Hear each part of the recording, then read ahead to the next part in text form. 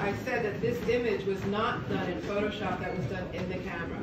And I'm sure Mr. Kramer will explain how he did that. For $5 an explanation. Put it on my bill. Okay. Okay, I have good credit. Yeah. Okay. I have to remember how I did that. I was asked to make Bob's album cover for bringing it all back home. I had never done an album cover because I was just starting professional photography around the same time I started shooting Bob. And I was excited to do the album cover, so I went to the art director at Columbia Records and I said, Bob assigned me to do the album cover. How would you like me to handle it? And he said, you can't do it. I said, what do you mean I can't do it? He just told me to do it. And he said, no, Bob's a superstar. I need a superstar to shoot it. That made sense. Really, I was in my first year of being a professional photographer. So he said, I need an Abaddon. I need a so-and-so, a so-and-so. I said, oh, okay. And I left and I went to the commissary where I was meeting Bob and his manager, Albert Grossman. We were going to have lunch and talk about like what things to do. So I go down and I sit down at the table and Albert says, so how are things going with the cover? And I said, no, I'm not doing the cover. They need a star. He said, what do you mean they need a star? He said, we want you to shoot it. I said, well, you talk to the guy. I mean, he's the chief art director. So Albert stood up and he was an impressive person. And he took my hand by the wrist. And with his other hand, he grabbed Bob's wrist. And he pulled us both up to our feet.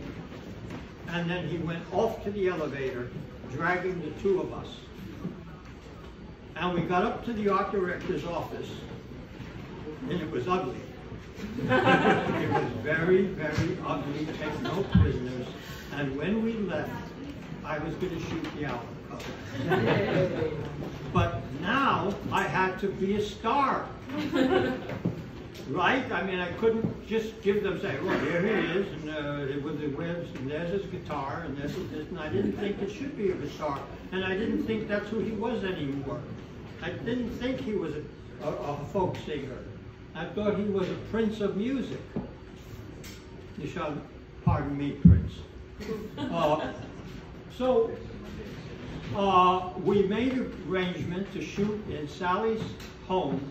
That's his manager's wife, and that's where his manager lived, up in Woodstock, and that's their house. And Peter, Paul, and Mary had given them that lounge. And I went up with an idea. Sometimes I teach photography, and I ask my students why they go to the museum. Because the correct answer is to steal ideas. Well, if you don't go to the museum, where will you get your ideas? In the Sunday papers? So, I had seen star trails, photographs of them. You know what they are. You put the camera open, you let the stars go around in a circle, the camera doesn't move, and you get these interesting trails. Then I remembered a picture that Richard Avedon made. He was a star photographer. And what he did was a picture of Bridget Bardot. He photographed her with her hair loose, and then he put his hand over the middle of the picture while it was being exposed, so she wouldn't get blurred. And he moved the easel like this, and he made little blurriness in her hair, like waves in the ocean. So I had that in mind, and I said, now what can I do with that kind of idea? I said, well, I could turn the picture 360 degrees, but not expose the middle, where I want Bob to be sharp. So I built a contraption for my view camera, the one you put the black cloth over your head. So I did that, and then I figured if I put the glass in front of the lens at a 45-degree angle, it won't make any reflections back. Then I got black paper and a scissor.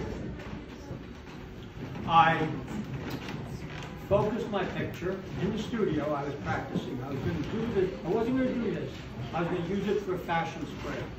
And I would make one picture with speed light and get everything.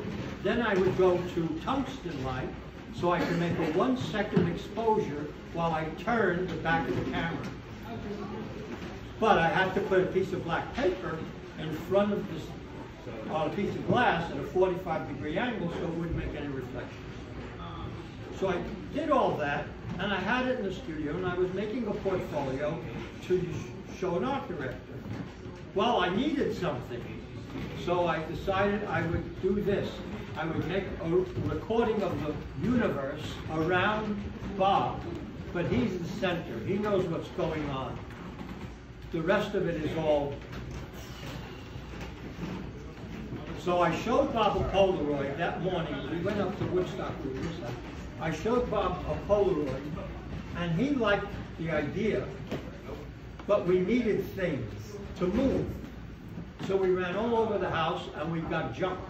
And we went down the basement. We even found that yellow sign on the left. It's an air raid shelter sign from the second floor.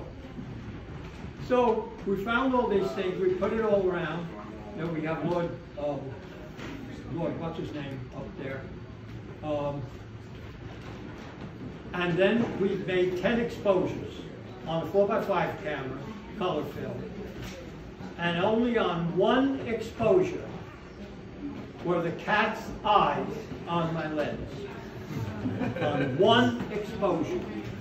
The other 9 didn't matter.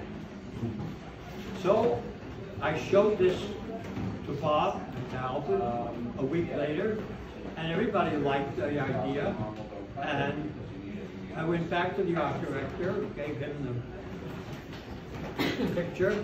He cropped it at the bottom of the couch because he needed a square.